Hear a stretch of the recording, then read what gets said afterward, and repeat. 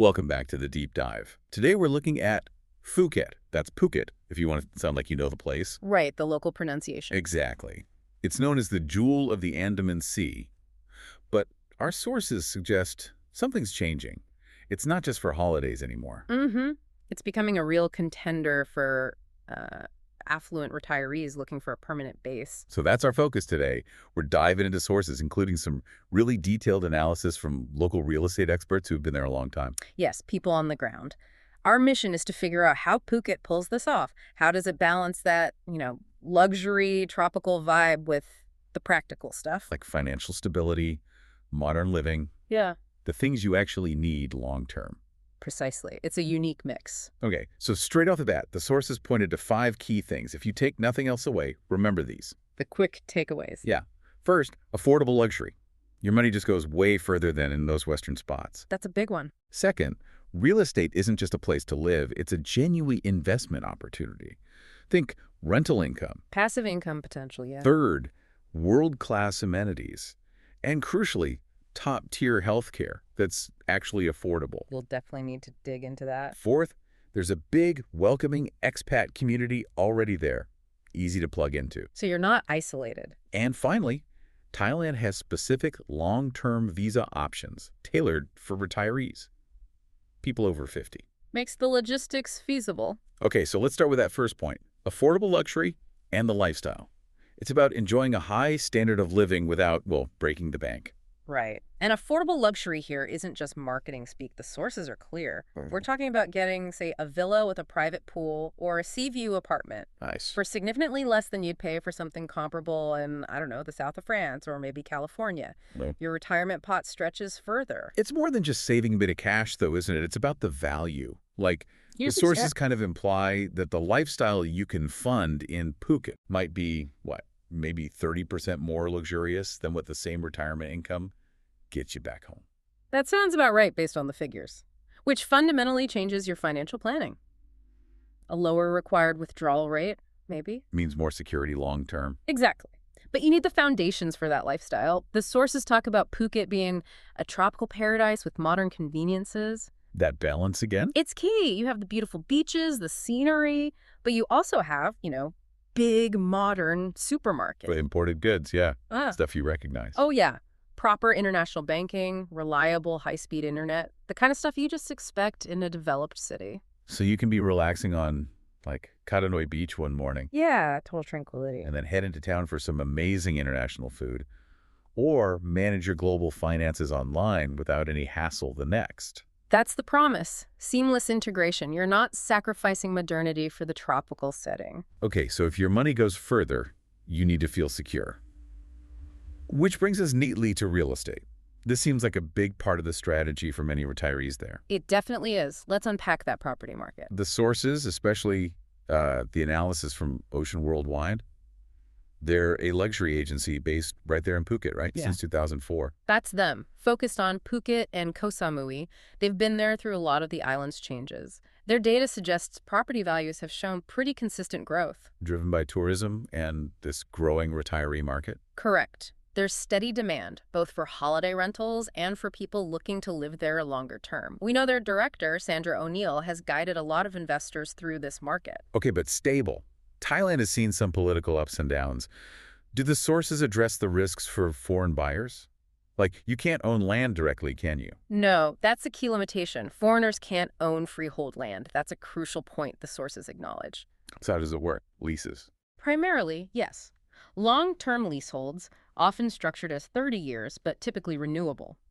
The government seems focused on making this transparent and, importantly, enforceable. They want the investment. They absolutely do.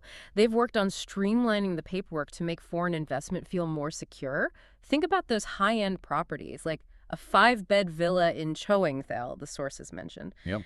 Ideal for generating income through rentals, either short-term holiday lets or longer leases to other expats. That's a common strategy. So you buy a nice place, it's in demand, you rent it out, generate passive income. Yeah. That helps cover living costs and kind of anchors you there financially. Precisely. It's asset diversification, too. Yeah. And this is often encouraged, sometimes subtly, through visa options linked to property investment or potentially favorable tax situations for foreign income or assets held there.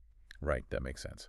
Okay, moving on to something absolutely critical for anyone thinking about retirement. Yep. Healthcare. We've heard world-class and affordable. Let's test that. This is often a deciding factor. The sources are pretty emphatic about the quality.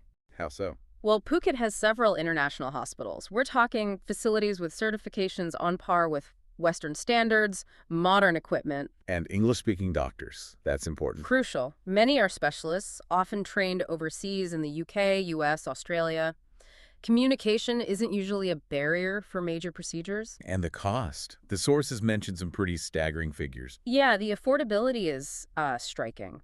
Depending on the treatment, costs can be 50% to even 80% lower than in the US or parts of Europe. Wow, 50 to 80%. That's not just a saving. That completely changes the financial equation for healthcare and retirement. It really does. And it's not about cutting corners on quality. Plus, often much shorter waiting times for elective procedures compared to, say, the NHS or systems in Canada. That's a huge relief factor. Absolutely. And, another indicator of the island's overall development, even if retirees don't need them directly, is the presence of top international schools. Like British or American curriculum schools. Exactly. British, American, even IB International Baccalaureate. That signals a robust infrastructure built for long-term, high-standard living, attracting families, not just tourists. Good point. It shows sustained investment. And what about getting around? Connectivity. While Phuket International Airport is a major hub, flights across Asia and beyond, easy access. And on the island itself. They're constantly working on infrastructure, road improvements are ongoing, and there's talk, long-term plans anyway, for things like light rail or bus rapid transit. It's getting easier to navigate. Okay, makes sense. Now the practicalities, the visas. Yeah. If you want to live there long-term as a retiree, you need the right paperwork. Yes, the retirement visa is key. The sources detail two main types, the non-immigrant O and the non-immigrant OA. What's the difference, basically? Generally, the OA is the one you'd apply for from outside Thailand for a long stay. It often requires a few more initial checks, like police clearance, medical certs, but it gives you a year. Renewable. Yeah, deal. The non-O is sometimes used if you're already in Thailand on another visa type and want to switch to retirement status. Slightly different process. Might be simpler if you're already there. Got it. And the big hurdle for many of the financial requirements, you need to be 50 plus fake. But what about the money? Okay, this is specific. You need to consistently show one of two things. Either a monthly income of at least 65,000 Thai baht. Which is about 1,500 pounds sterling, give or take. Roughly, yes. Or the alternative is a lump sum, 800,000 Thai baht in a Thai bank account. Around 18,000 pounds sterling. Yeah, about that. But here's the crucial part. The source of stress. Consistency. That 800,000 baht, it needs to have been in the account for at least 2 months before you apply. Oh, okay. And you generally need to maintain that balance or close to it for the annual renewals. So you can't just pop the money in for a week and take it out again. Exactly. They want to see genuine financial stability. Oh, and mandatory health insurance coverage is now also a standard requirement for these visas. Right, that makes sense given the healthcare focus. So let's ground this affordable claim. What do things actually cost day to day? Rent, food. The sources give some estimates. For rent, a decent one-bedroom apartment, maybe in a good area, could be anywhere from 15,000 to 30,000 baht a month. So what, 340 pounds to 680 pounds sterling? That is significantly cheaper than most Western cities. Massively cheaper. And food, even if you're mixing local markets with some Western groceries from the supermarkets and eating out sometimes, Yeah. maybe 8,000 to 12,000 baht a month per person. That's like 180 to 270 pounds. Your baseline costs are just fundamentally lower. Of course, individual spending varies hugely, but the potential for savings is clear. Definitely. But a potential complication, taxes. Especially for, say, U.S. citizens who are taxed globally. Right. The sources mentioned the Foreign Earned Income Exclusion. Yes, the FEIE. It's vital for Americans abroad. Basically, it lets you exclude a large chunk of income you earn while residing overseas from U.S. federal tax. The limit changes, but it's well over $100,000 currently. So if you meet the residency tests. Right, strict tests being physically present or having bona fide residence, then you can shield a significant amount. But how this interacts with Thai tax law, especially for pensions or investment income, is complex. So the takeaway is, get proper international tax advice. Absolutely essential. Don't try to wing it. Okay, let's shift to the social side. Moving abroad isn't just about finances and healthcare. It's about community. Phuket apparently has a big expat scene. Very vibrant, yeah. Lots of Brits, Australians, Europeans, Americans. But is it just expats hanging out with expats? Mhm. Or is there real integration with Thai culture? Are they just little bubbles? That's always a fair question. The sources suggest it's actually quite balanced in Phuket. Yes, there are loads of clubs, golf, diving, book clubs, sailing, making it easy to meet other foreigners. So you can find your tribe easily. You can, but the island isn't really set up like, say, some gated compounds elsewhere. People live more spread out. And many social hubs, like restaurants or markets, are naturally integrated. Think about old Phuket town. Right, with the unique architecture. Exactly, that Sino-Portuguese style. It's a central part of island life, steeped in local history and culture.